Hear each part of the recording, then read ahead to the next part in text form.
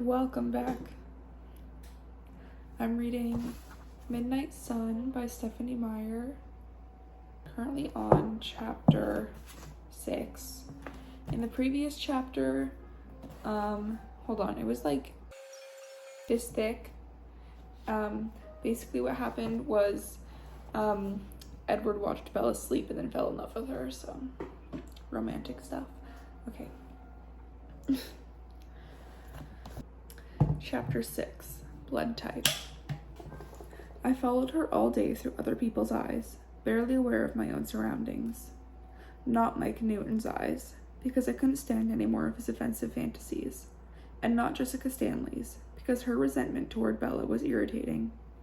Angela Weber was a good choice when her eyes were available. She was kind, her head was an easy place to be. And then sometimes it was the teachers who provided the best view. I was surprised, watching Bella stumble through the day, tripping over cracks in the sidewalk, stray books, and most often, her own feet, that the people I eavesdropped on thought of her as clumsy. I considered that. It was true that she often had trouble staying upright. I remembered her stumbling into the desk that first day, sliding around on the ice before the accident, staggering against the low lip of the doorframe yesterday. How odd. They were right. She was clumsy. I didn't know why this was so funny to me, but I laughed out loud as I walked from American history to English, and several people shot me wary glances, then looked away quickly from my exposed teeth. How had I never noticed this before? Perhaps because there was something very graceful about her in stillness, the way she held her head, the arch of her neck.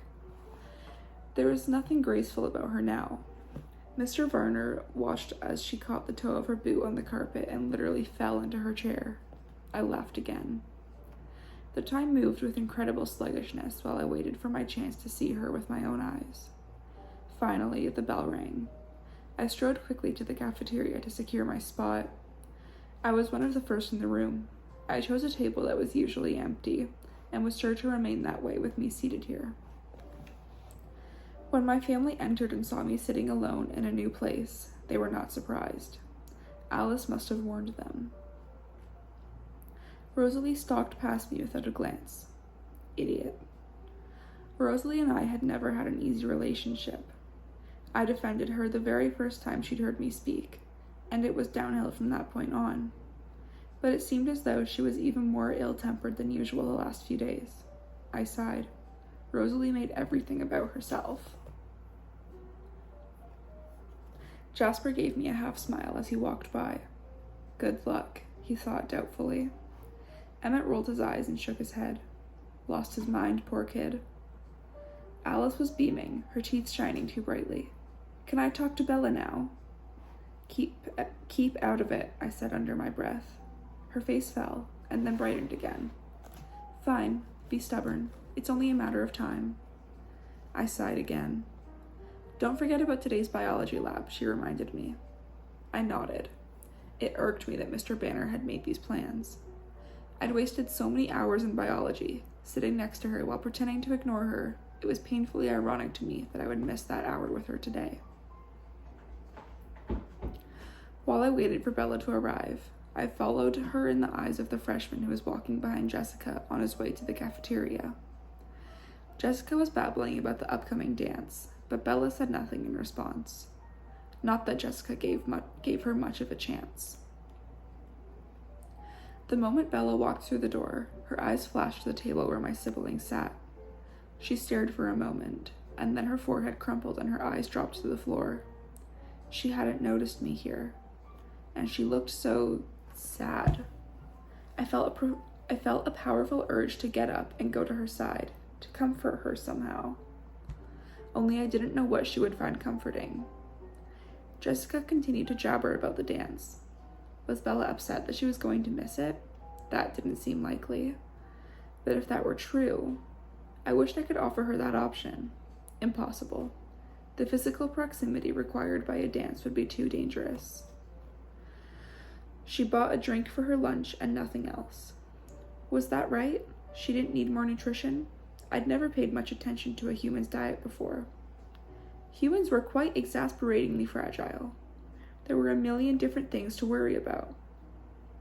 Edward Cullen is staring at you again, I heard Jessica say. I wonder why he's sitting alone today.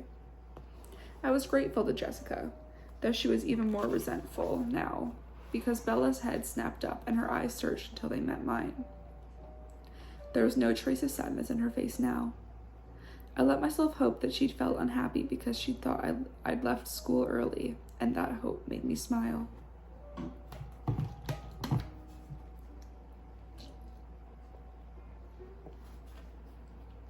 I motioned with my finger for her to join me. She looked so startled by this that I wanted to tease her again, so I winked, and her mouth fell open. Does he mean you? Jessica asked rudely. Maybe he needs help with his biology homework, she said in a low, uncertain voice. I better go see what he wants. This was almost another yes. She stumbled twice on her way to my table, though there was nothing in her way but perfectly even linoleum. Seriously, how had I missed this? I'd been paying more attention to her silent thoughts, I supposed. What else had I not seen? She was almost to my new table. I tried to prepare myself. Keep it honest, keep it light, I chanted silently. She stopped behind the chair across from me, hesitating. I inhaled deeply, through my nose this time rather than my mouth. Feel the burn, I thought dryly. Won't you sit with me today? I asked her. She pulled the chair out and sat, staring at me the whole while. She seemed nervous. I waited for her to speak. It took a moment, but finally she said, "This is different." Well, I hesitated. I decided as long as I was going to hell, I might as well do it thoroughly. What had made me say that? I supposed it was honest, at least. And perhaps she'd hear the unsubtle warning my words implied. Maybe she would realize that she should get up and walk away as quickly as possible. She didn't get up. She stared at me, waiting, as if I'd left my sentence unfinished. You know I don't have any idea what you mean, she said when I didn't continue. That was a relief. I smiled. I know. It was hard to ignore the thoughts screaming at me from behind her back, and I wanted to change the subject anyway. I think your friends are angry at me for stealing you. This did not appear to concern her. They'll survive. I may not give you back, though. I didn't even know if I was trying to tease her again, or just being honest now. Being near her jumbled all my thoughts. Bella swallowed loudly. I laughed at her expression. You look worried. It really shouldn't be funny. She should worry. No. I knew this must be a lie. Her voice broke, betraying her fraud. Surprised, actually.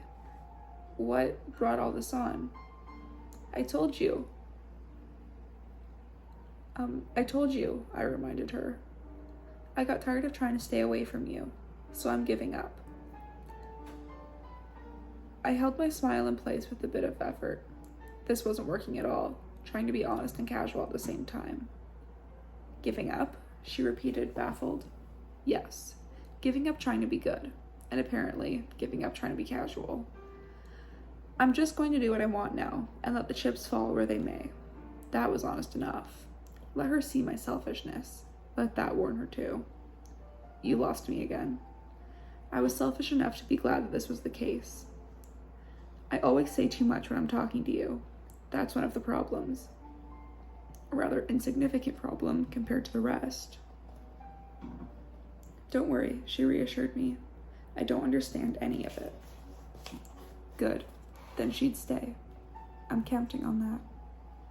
So, in plain English, are we friends now? I pondered that for a second. Friends, I repeated. I didn't like the sound of that. It wasn't enough. Or not, she mumbled, looking embarrassed. Did she think I didn't like her that much? I smiled. Well, we can try, I suppose, but I'm warning you now that I'm not a good friend for you. I waited for her response, torn in two, wishing she would finally hear and understand, thinking I might die if she did. How melodramatic. Her heart beat faster. You say that a lot. Yes, because you're not listening to me, I said, too intense again. I'm still waiting for you to believe it. If you're smart, you'll avoid me. I could only guess at the pain I would feel when she understood enough to make the right choice. Her eyes tightened. I think you've made your opinion on the subject of my intellect clear too. I wasn't exactly sure what she meant, but I smiled in apology, guessing that I must have accidentally offended her. So, she said slowly, as long as I'm being not smart, we'll try to be friends? That sounds about right. She looked down, staring intently at the lemonade bottle in her hands. The old curiosity tormented me. What are you thinking? I asked. It was an immense relief to say the words out loud at last. I couldn't remember how it felt to need oxygen in my lungs, but I wondered if the relief of inhaling had been a little like this. She met my gaze, and her breathing sped while her cheeks flushed faint pink. I inhaled, tasting that in the air. I'm trying to figure out what you are. I held the smile on my face, locking my features, while panic twisted through my body. Of course she was wondering that. She had a bright mind. I couldn't hope for her to be oblivious to something so obvious. Are you having any luck with that? I asked as nonchalantly as I could manage. Not too much, she admitted. I chuckled with sudden relief. What are your theories? They couldn't be worse than the truth, no matter what she'd come up with. Her cheeks turned brighter red, and she said nothing. I could feel the warmth of her blush. I would try my persuasive tone. It worked well on normal humans. I smiled encouragingly. Won't you tell me? She shook her head. Too embarrassing. Ugh, not knowing was worse than anything else. Why would her speculations embarrass her? That's really frustrating, you know. My complaint sparked something in her. Her eyes flashed and her words flowed more swiftly than usual. No, I can't imagine why that would be frustrating at all. Just because someone refuses to tell you what they're thinking, even if all the while they're making cryptic little remarks specifically designed to keep you up at night, wondering what they could possibly mean. Now, why would that be frustrating? I frowned at her, upset to realize that she was right. I wasn't being fair. She couldn't know the loyalties and limitations that tied my tongue, but that didn't change the disparity as she saw it. She went on. Or better, say that person who also did a wide range of bizarre things, from saving your life under impossible circumstances one day to treating you like a pariah the next. And he never explained any of that either, even after he promised. That also would be very non-frustrating. It was the longest speech I'd ever heard her make, and it gave me a new quality for my list. You've got a bit of a temper, don't you? I don't like double standards. She was completely justified in her irritation, of course. I stared at Bella, wondering how I could possibly do anything right by her, until a silent shouting in Mike Newton's head distracted me. He was so irate, so immaturely vulgar, that it made me chuckle again. What? She demanded. Your boyfriend seems to think I'm being unpleasant to you. He's debating whether or not to come break up our fight. I would love to see him try. I laughed again. I don't know who you're talking about, she said in an icy voice, but I'm sure you're wrong anyway. I very much enjoyed the way she disowned him with one indifferent sentence. I'm not. I told you, most people are easy to read. Except me, of course. Yes, except for you. Did she have to be the exception to everything? I wonder why that is. I stared into her eyes, trying again. She looked away, then opened her lemonade and took a quick drink, her eyes on the table. Aren't you hungry? I asked. No. She eyed the empty space between us. You? No, I'm not hungry, I said. I was definitely not that. She stared down, her lips pursed. I waited. Can you do me a favor? She asked, suddenly meeting my gaze again. What would she want from me? Would she ask for the truth that I wasn't allowed to tell her? The truth I didn't want her to ever know? That depends on what you want. It's not much, she promised. I waited, curiosity flaring excruciatingly, as usual. I just wondered, she said slowly, staring at the lemonade bottle, tracing its lip with her littlest finger. If you could warn me beforehand the next time you decide to ignore me for my own good, just so I'm prepared. She wanted a warning? Then being ignored by me must be a bad thing. I smiled.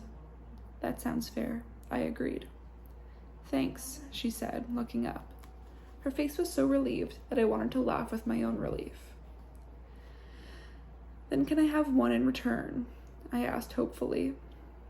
One, she allowed. Tell me one theory. She flushed. Not that one. You didn't qualify, you just promised one answer, I argued. And you've broken promises yourself, she argued back. She had me there. Just one theory. I won't laugh. Yes, you will. She seemed very sure of that, though I couldn't imagine anything that would be funny about it. I gave persuasion another try. I stared deep into her eyes, an easy thing to do with eyes so deep, and whispered, Please? She blinked, and her face went totally blank.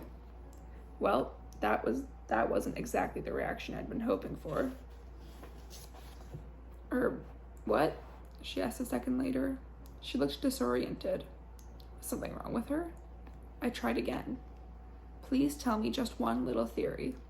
I pleaded in my soft, non-scary voice, holding her gaze in mine. To my surprise and satisfaction, it finally worked. Bitten by a radioactive spider? Comic books. No wonder she thought I would laugh. That's not very creative, I chided her, trying to hide my fresh relief. I'm sorry, that's all I've got, she said, offended. This relieved me even more. I was able to tease her again. You're not even close. No spiders? Nope. And no radioactivity. None. Dang, she said. Kryptonite doesn't bother me either, I said quickly, before she could ask about bites. And then I had to chuckle, because she thought I was a superhero. You're not supposed to laugh, remember? I pressed my lips together. I'll figure it out eventually, she promised. And when she did, she would run. I wish you wouldn't try, I said, all teasing gone. Because I owed her honesty. Still, I tried to smile, to make my words sound less threatening. What if I'm not a superhero? What if I'm the bad guy? Her eyes widened by a fraction and her lips fell slightly apart. Oh, she said. And then, after another second, I see. She'd finally heard me. Do you? I asked, working to conceal my agony. You're dangerous, she guessed. Her breathing hiked and her heart raced. I couldn't answer her. Was this my last moment with her? Would she run now? Could I be allowed to tell her that I loved her before she left? Or would that frighten her more? But not bad, she whispered, shaking her head, no fear evident in her clear eyes. No, I don't believe that you're bad. You're wrong, I breathed. Of course I was bad. Wasn't I rejoicing now, finding she thought better of me than I deserved? If I were a good person, I would have stayed away from her. I stretched my hand across the table, reaching for the lid to her lemonade bottle as an excuse. She did not flinch away from my suddenly closer hand. She really was not afraid of me. Not yet. I spun the lid like a top, watching it instead of her. My thoughts were in a snarl. Run, Bella, run. I couldn't make myself say the words out loud. She jumped to her feet. Just as I started to worry that she'd somehow heard my silent warning, she said, We're going to be late. I'm not going to class today. Why not? Because I don't want to kill you. It's healthy to ditch class every now and then. To be precise, it was healthier for the humans if the vampires ditched on days when human blood would be spilled. Mr. Banner was blood typing today. Alice had already ditched her morning class. Well, I'm Well, I'm going, she said. This didn't surprise me. She was responsible. She always did the right thing. She was my opposite. I'll see you later then, I said, trying for casual again, staring down at the whirling lid. Please save yourself. Please never leave me. She hesitated, and I hoped for a moment that she would stay with me after all. But the bell rang, and she hurried away. I waited until she was gone, and then I put the lid in my pocket, a souvenir of this most consequential conversation, and walked through the rain to my car. I put on my favorite calming CD, the same one I'd listened to that first day, but I wasn't hearing Debussy's tone notes for long. Other notes were running through my head, a fragment of a tune that pleased and intrigued me. I turned on the stereo and listened to the music in my head, playing with the fragment until it evolved into a fuller harmony. Automatically, my fingers moved in the air over imaginary piano keys. The new composition was really coming along when my attention was caught by a wave of mental anguish. Is she going to pass out? What do I do? Mike panicked. 100 yards away, Mike Newton was lowering Bella's limp body to the sidewalk. She slumped unresponsively against the wet concrete, her eyes closed, her skin chalky as a corpse. I nearly took the door off the car. Bella, I shouted. There was no change in her lifeless face when I yelled her name. My whole body went colder than ice. This was like a confirmation of every ludicrous scenario I'd imagined, the very moment she was out of my sight. I was aware of Mike's aggravated surprise as I sifted furiously through his thoughts. He was only thinking of his anger toward me, so I didn't know what was wrong with Bella. If he'd done something to harm her, I would annihilate him. Not even the tiniest fragment of his body would ever be recovered. What's wrong? Is she hurt? I demanded, trying to focus his thoughts. It was maddening to have to walk at a human pace. I should not have called attention to my approach. Then I could hear her heart beating and her even breath. As I watched, she squeezed her eyes more tightly shut. That eased some of my panic. I saw a flicker of memories in Mike's head, a splash of images from the biology room, Bella's head on our table, her fair skin turning green, drops of red against the white cards, blood typing. I stopped where I was, holding my breath. Her scent was one thing, her flowing blood was another altogether. I think she's fainted, Mike said, anxious and resentful at the same time. I don't know what happened. She didn't even stick her finger. Relief washed through me, and I breathed again, tasting the air. I could smell the tiny bleed of Mike Newton's puncture wound. Once, that might have appealed to me. I knelt beside her while Mike covered next to me, furious at my intervention. Bella, can you hear me? No, she moaned. Go away. The relief was so exquisite that I laughed. She wasn't in danger. I was taking her to the nurse, Mike said, but she wouldn't go any further. I'll take her. You go back to class, I said dismissively. Mike's teeth clenched together. No, I'm supposed to do it. I wasn't going to stand around arguing with the moron. Thrilled and terrified, half grateful to and half aggrieved by the predicament that made touching her a necessity, I gently lifted Bella from the sidewalk.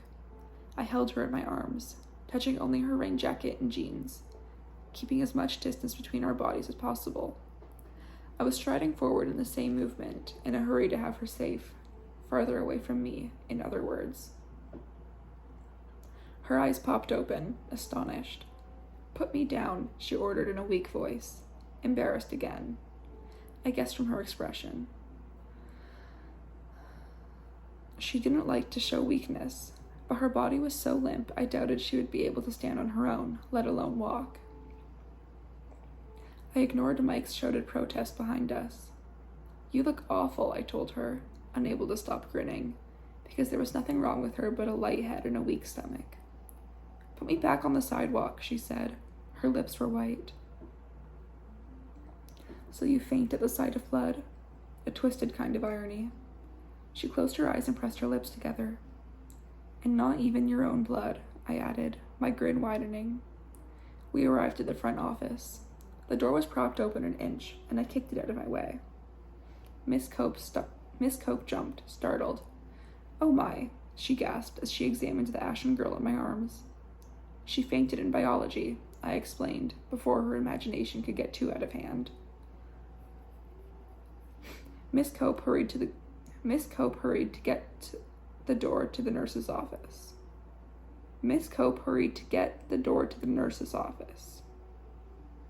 Bella's eyes were open again, watching her. I heard the elderly nurse's internal astonishment as I laid the girl carefully on the one shabby bed. As soon as Bella was out of my arms, I put the width of the room between us. My body was too excited, too eager, my muscles tense and the venom flowing. She was so warm and fragrant. "She's just a little faint," I reassured Mrs. Hammond. "They're blood typing in biology." She nodded, understanding now. "There's always one." I stifled a laugh. Trust Bella to be that one.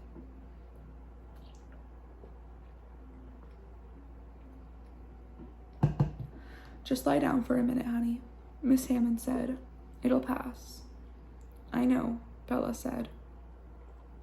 "Does this happen a lot?" the nurse asked. "Sometimes," Bella admitted.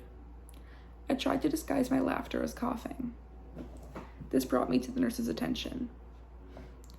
"You can go back to class now," she said. I looked her straight in the eye and lied with perfect confidence. "I'm supposed to stay with her." I wonder... Oh well, Mrs. Hammond nodded. It worked just fine on the nurse. Why did Bella have to be so difficult? "I'll go get some ice for your forehead, dear," the nurse said, slightly uncomfortable from looking into my eyes, the way a human should be, and left the room. "You were right," Bella moaned, closing her eyes. What did she mean? I jumped to the worst conclusion. She'd accepted my warnings. "I usually am," I said, trying to keep the amusement in my voice. It sounded sour now. But about what in particular this time? "Ditching is healthy," she sighed. Ah, relief again. She was silent then. She just breathed slowly in and out. Her lips were beginning to turn pink. Her mouth was slightly out of balance. Her upper lip just a little too full to match the lower. Staring at her mouth made me feel strange. It made me want to move closer to her, which was not a good idea. "You scared me for a minute there," I said, trying to restart the conversation. The quiet was painful in an odd way, leaving me alone without her voice. "I thought Newton was dragging your dead body off to bury it in the woods." "Ha ha," she responded. "Honestly, I've seen corpses with better color." This was actually true. "I was concerned that it might have to avenge your murder, and I would have." "Poor Mike," she sighed. "I'll bet he's mad." Fury pulsed through me, but I contained it quickly. Her concern was surely just pity. She was kind. That was all. "He absolutely loathes me," I told her, cheered by that idea. "You can't know that." I saw his face. I could tell. It was probably true that reading his face would have given me enough information to make that particular deduction. All this practice with Bella was sharpening my skill. "How did you see me? I thought you were ditching." Her face looked better. The green undertone had vanished from her translucent skin. "I was in my car, listening to a CD." Her mouth twitched, like my very ordinary answer had surprised her somehow. She opened her eyes again when Mrs. Hammond returned with an ice pack. "Here you go, dear," the nurse said as she laid it across Bella's forehead. "You're looking better." "I think I'm fine," Bella said, and she sat up while pulling the ice pack away. Of course, she didn't like to be taken care of. Mrs. Hammond's wrinkled hands fluttered toward the girl, as if she were going to push her back down. But just then, Miss Cope opened the door to the office and leaned in. With her appearance came the smell of fresh blood, just a whiff. Invisible in the office behind her, Mike Newton was still very angry, wishing the heavy boy he dragged now was the girl who was in here with me. "We've got another one," Miss Cope said. Bella quickly jumped down from the cot, eager to be out of the spotlight. "Here," she said, handing the compress back to Mrs. Hammond. "I don't need this." Mike grunted as he half-shoved Lee Stevens through the door. Blood was still dripping down the hand Lee held to his face, trickling toward his wrist. "Oh no, this is my cue to leave," and Bella's too, it seemed. "Go out to the office, Bella." She stared up at me, surprised. "Trust me. Go." She whirled and caught the door before it swung shut, rushing through to the office. I followed a few inches behind her. Her swinging hair brushed my hand. She turned to look at me, still unsure. "You actually looked to me." Whoa. "You actually listened to me." That was a first. Her small nose wrinkled. I smelled the blood. I stared at her in blank surprise. People can't smell blood. Well, I can. That's what makes me sick. It smells like rust and salt.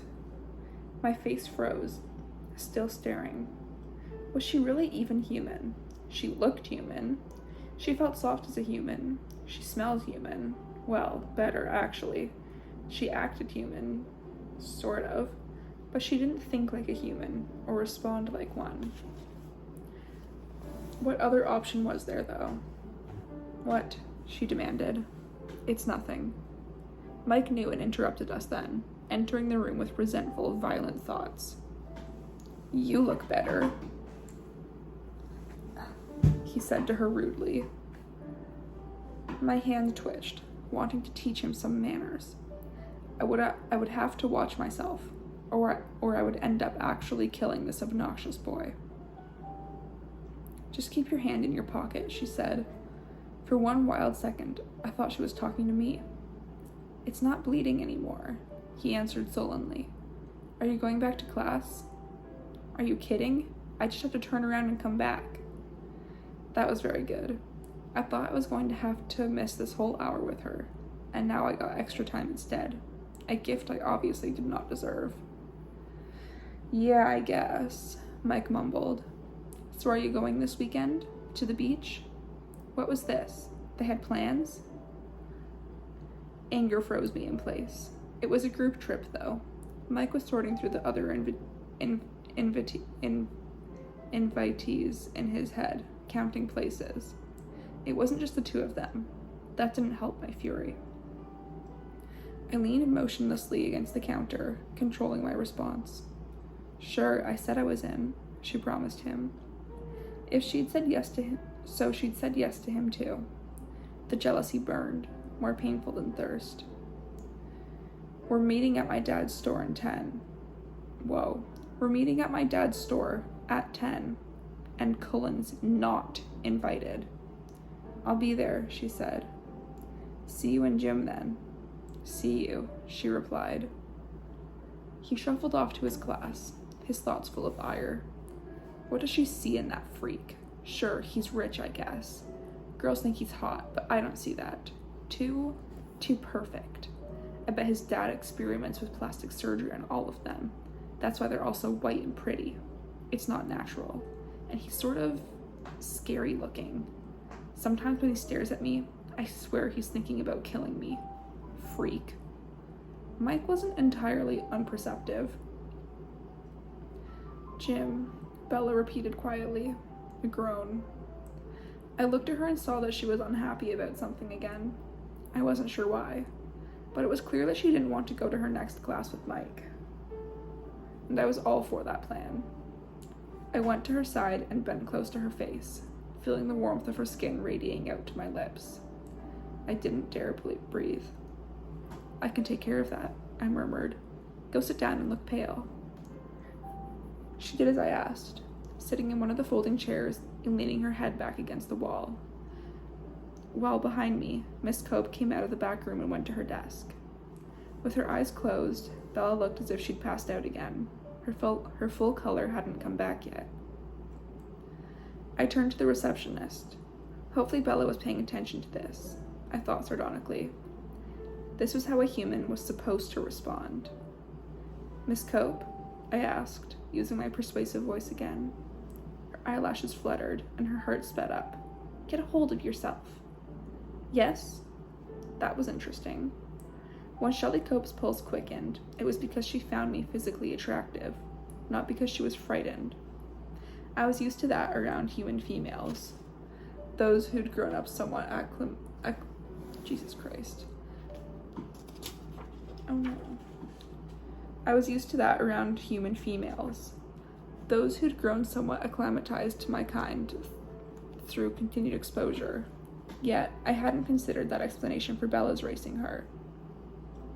I liked that thought, perhaps too much. I smiled my careful, human-soothing smile, and Miss Cope's breathing got louder. "Bella has gym next hour, and I don't think she feels well enough. Actually, I was thinking I should take her home now. Do you think you could excuse her from that class?" I stared into her depthless eyes, enjoying the havoc that was wreaked on her thought process. Was it possible that Bella... Miss Cope had to swallow loudly before she answered. "Do you need to be excused too, Edward?" "No, I have Mrs. Goff. She won't mind." I wasn't paying much attention to her now. I was exploring this new possibility. I would have liked to believe that Bella found me attractive like other humans did, but when did Bella ever have the same reactions as other humans? I shouldn't get my hopes up. "Okay, it's all taken care of. You feel better, Bella?" Bella nodded weakly, overacting a bit. "Can you walk, or do you want me to carry you again?" I asked, amused by her poor theatrics. I knew she would want to walk. She wouldn't want to be weak. "I'll walk," she said, right again. She got up, hesitating for a moment as if to check her balance. I held the door for her, and we walked out into the rain. I watched her as she lifted her face to the light rain with her eyes closed, a slight smile on her lips. What was she thinking? Something about this action seemed off, and I quickly realized why the posture looked unfamiliar to me. Normal human girls wouldn't raise their faces to the drizzle that way. Normal human girls usually wore makeup, even here in this wet place. Bella never wore makeup, nor should she. The cosmetics industry made billions of dollars a year from women who were trying to attain skin like hers. "Thanks," she said, smiling at me now. It's almost worth getting sick to miss gym. I stared across the campus, wondering how to prolong my time with her. "Any time," I said. "So are you going? This Saturday, I mean." She sounded hopeful. Her hope eased the sting of my jealousy. She wanted me with her, not Mike Newton. I wanted to say yes, but there were many things to consider. For one, the sun would be shining this Saturday. Where are you all going?" Exactly.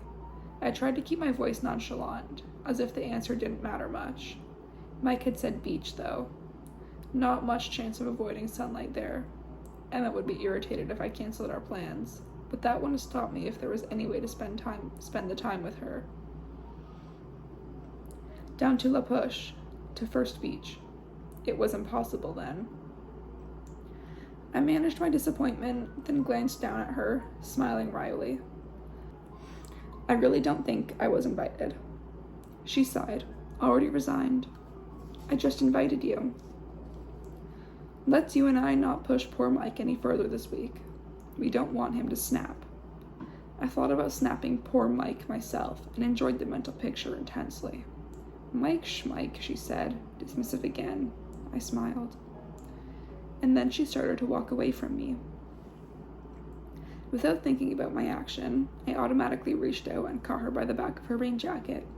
She jerked to a stop. "Where do you think you're going?"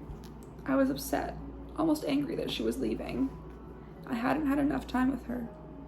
"I'm going home," she said, clearly baffled as to why this should upset me. "Didn't you hear me promise to take you safely home? Do you think I'm going to let you drive in your condition?" I knew she wouldn't like that, my implication of weakness on her part. But I needed to practice for the Seattle trip, to see if I could handle her proximity in an enclosed space. This was a much shorter journey. What condition? She demanded. And what about my truck? I'll have Alice drop it off after school. I pulled her back toward my car carefully. Apparently, walking forward was challenging enough for her. Let go, she said, twisting sideways and nearly tripping. I held one hand out to catch her, but she righted herself before it was necessary. I shouldn't be looking for excuses to touch her. That startled me thinking again about Miss Cope's reaction to me, but I filed it away for later. There was much to be considered on that front. I let her go as she asked, and then regretted it. She immediately tripped and stumbled into the passenger door of my car. I would have to be even more careful to take into account her poor balance. You are so pushy. She was right. My behavior was odd, and that was the kindest description. Would she tell me no now? It's open. I got in on my side and started the car. She held her body rigidly, still outside, though the rain had picked up, and I knew she didn't like the cold and wet. Water was soaking through her thick hair, darkening it to near black. I am perfectly capable of driving myself home. Of course she was, but I craved her time in a way that I'd never really wanted anything else before. Not immediate and demanding like this. Not immediate and demanding like thirst. This was something different, a different kind of want, and different kind of pain. She shivered. I rolled the passenger side window down and leaned toward her. Please get in, Bella. Her eyes narrowed, and I guessed that she was debating whether or not to make a run for it. I could drag you back, I joked, wondering if my guess was correct. The consternation on her face told me it was.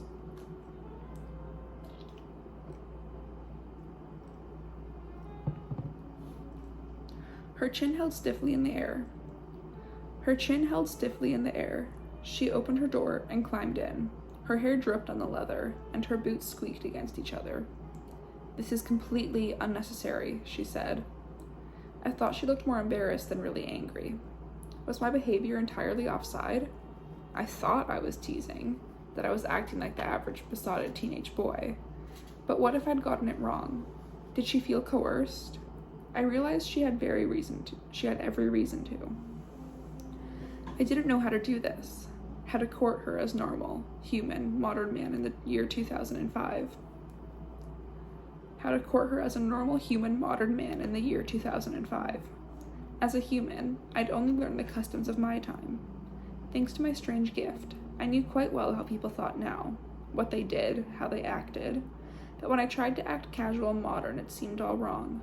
Probably because I wasn't normal or modern or human, and it wasn't as if I'd learned anything usable from my family. None of them had had anything near normal courtship, even accepting the two other qualifications. Rosalie and Emmett had been the cliché, the classic love at first sight story. There had never been a moment when either one had questioned what they were to each other. In the first second Rosalie saw Emmett, she'd been drawn to the innocence and honesty that had evaded her in life, and she wanted him. In the first second that Emmett saw Rosalie, he saw a goddess whom he had worshipped without cease ever since.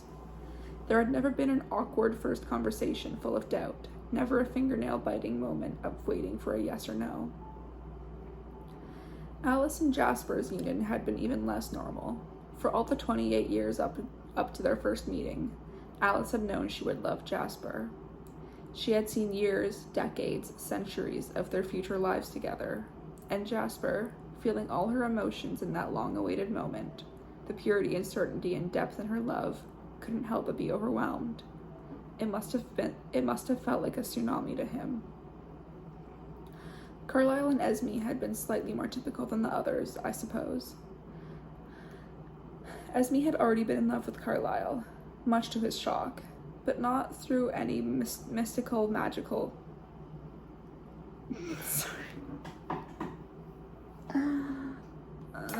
but not through any...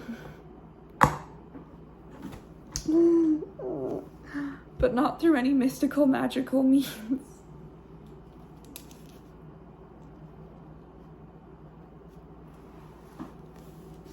Moonbeam ice cream.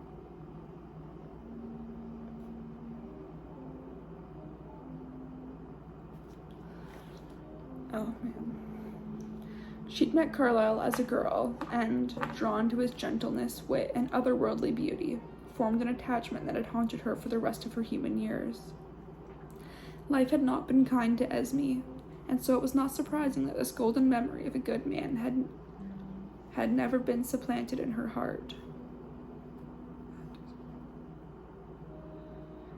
After the burning torment of transformation, when she'd awakened to the face of her long-cherished dream, her affections were entirely his. I'd been on hand to caution Carlisle about her unforeseen reaction. He'd expected that she would be shocked by her transformation, traumatized by the pain, horrified by what she'd become, much as I had been.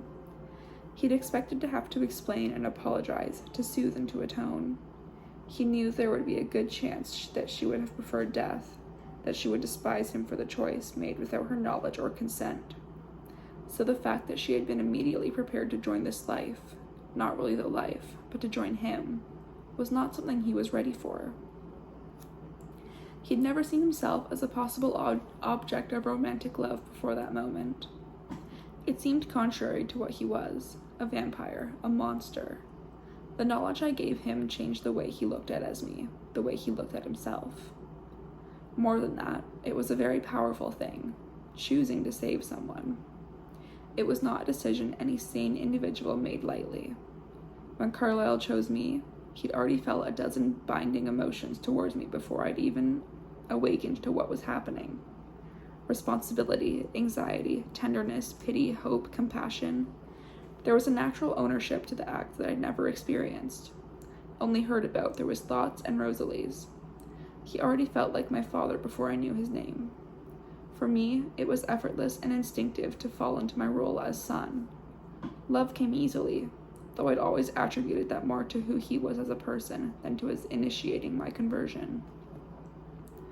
So whether for these reasons, or whether it was because Carlisle and Esme were simply meant to be, even with my gift to hear it all as it happened, I would never know.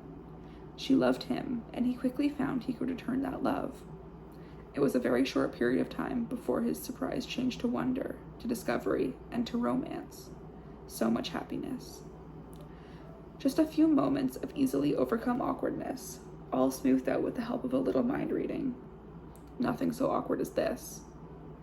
None of them had been clueless and floundering like me. Not a full second had passed while these less complicated pairings passed through my mind. Bella was just closing her door. I quickly turned up the heater so she wouldn't be uncomfortable and lowered the music to a background volume. I drove toward the exit, watching her from the corner of my eye. Her lower lip was jutting out stubbornly. Suddenly she looked at the stereo with interest, her sulky expression disappearing. Claire de Lune? She asked. A fan of the classics? You know Debussy? Not well, she said. My mother plays a lot of classical music around the house. I only know my favorites. It's one of my favorites, too. I stared at the rain, considering that. I actually had something in common with the girl. I'd begun to think that we were opposites in every way. She seemed more relaxed now, staring at the rain like me, with unseeing eyes. I used her momentary distraction to experiment with breathing. I inhaled carefully through my nose. Potent. I clutched the steering wheel tightly. The rain made her smell better. I wouldn't have thought that was possible. My tongue tingled in anticipation of the taste. The monster wasn't dead, I realized with disgust, just biding his time. I tried to swallow against the burn in my throat. It didn't help. This made me angry. I had so little time with the girl. Look at the lengths I'd already had to go to in order to secure an extra 15 minutes. I took another breath and fought with my reaction. I had to be stronger than this. What would I be doing if I weren't the villain of the story? I asked myself. How would I be using this valuable time? I would be learning more about her. What is your mother like? I asked. Bella smiled. She looks a lot like me, but she's prettier. I eyed her skeptically. I have too much Charlie in me, she went on. She's more outgoing than I am, and braver. Outgoing, I believed. Braver, I wasn't sure. She's irresponsible and slightly eccentric, and she's a very unpredictable cook. She's my best friend. Her voice had turned melancholy. Her forehead creased. As I had noticed before, her tone sounded more like parent than child. I stopped in front of her house, wondering too late if I was supposed to know where she lived. No, this wouldn't be suspicious in such a small town, with her father a public figure. How old are you, Bella? She must be older than her peers. Perhaps she'd been late to start school, or been held back. That didn't seem likely, though, bright as she was. I'm 17, she answered. You don't seem 17. She laughed. What? My mom always said I was born 35 years old, and that I get more middle-aged every year. She laughed again, and then sighed. Well, someone has to be the adult. This clarified things for me. It was easy to understand how the irresponsibility of the mother would result in the maturity of the daughter. She'd had to grow up early, to become the caretaker. That's why she didn't like being cared for. She felt it was in her job. You don't seem much like a junior in high school yourself, she said, pulling me from my reverie. I frowned. For everything I perceived about her, she perceived too much in return. I changed the subject. So why did your mother marry Phil? She hesitated a moment before answering. My mother... She's very young for her age. I think Phil makes her feel even younger. At any rate, she's crazy about him. She shook her head indulgently. Do you approve? I wondered. Does it matter? She asked. I want her to be happy, and he is who she wants. The unselfishness of her comment would have shocked me, except that it fit in all too well with what I'd learned of her character. That's very generous. I wonder, what? Would she extend the same courtesy to you, do you think, no matter who your choice was? It was a foolish question, and I could not keep my voice casual while I asked it. How stupid to even consider someone approving of me for her daughter. How stupid to even think of Bella choosing me. I think so, she stuttered, reacting in the same way to my gaze. Was it fear? I thought of Miss Cope again. What were the other tells? Wide eyes could designate both emotions. The fluttering lashes, though, seemed to point away from fright. Bella's lips were parted.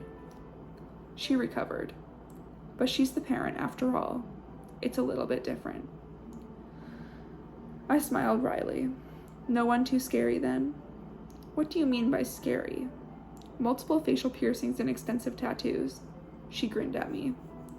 That's one definition, I suppose. A very non-threatening definition, to my mind. What's your definition? She always asked the wrong questions. Or exactly the right ones, maybe.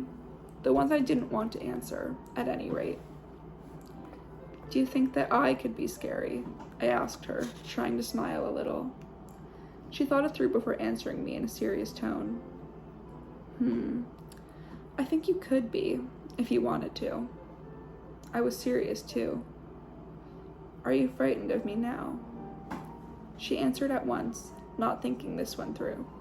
No. I smiled more easily.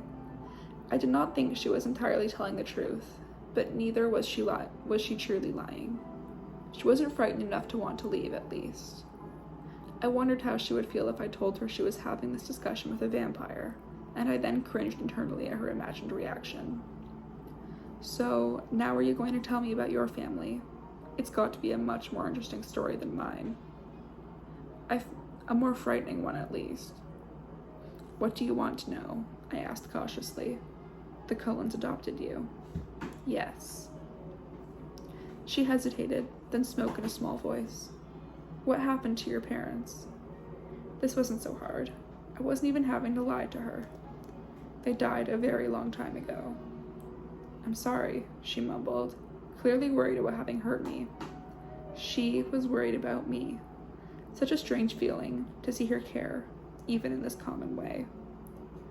I don't really remember them that clearly, I assured her. Carlisle and Esme have been my parents for a long time now. And you love them, she deduced. Yes. Jesus. I smiled. Yes. I couldn't imagine two better people. You're very lucky. I know I am. In that one circumstance, the matter of parents, my luck could not be denied. And your brother and sister? If I let her push for too many details, I would have to lie. I glanced at the clock, disheartened that my time with her was up, but also relieved. The pain was severe, and I worried that the burn in my throat might suddenly flare up hot enough to control me. My brother and sister, and Jasper and Rosalie for that matter, are going to be quite upset if they have to stand in the rain waiting for me. Oh, sorry. I guess you have to go. She didn't move. She didn't want our time to be up either. The pain was not so bad, really, I thought. But I should be responsible. You probably want your truck back before Charlie Swan gets... Oh, Jesus. You probably want your truck back before Chief Swan gets home, so you don't have to tell him about the biology incident. I grinned at the memory of her embarrassment in my arms.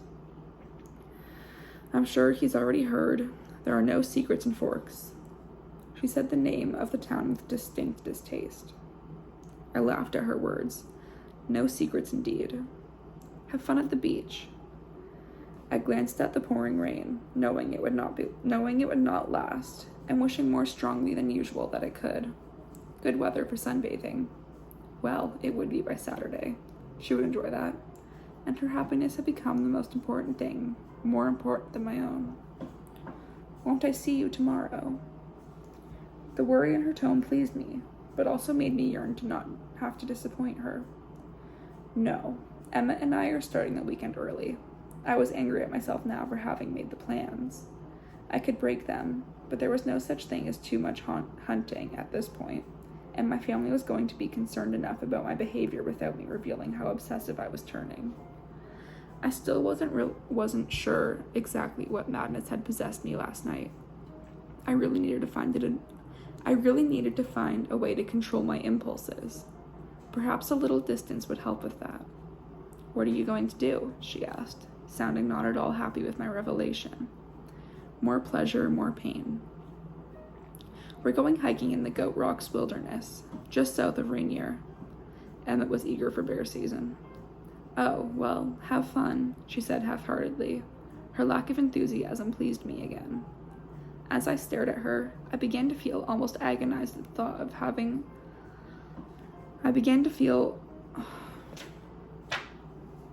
almost agonized at the thought of saying even a temporary goodbye. She was so soft, so vulnerable.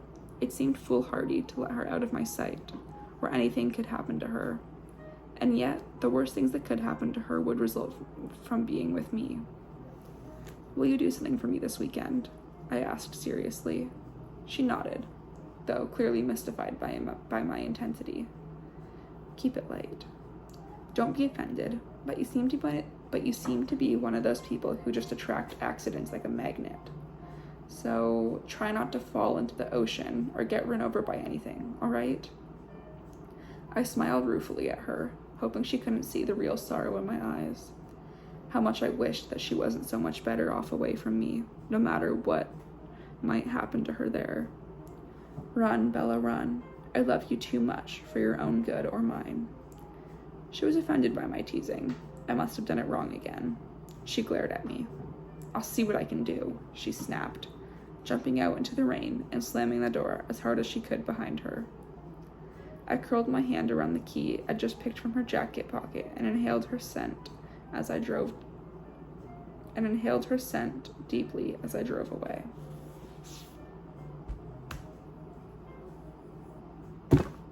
I can't read.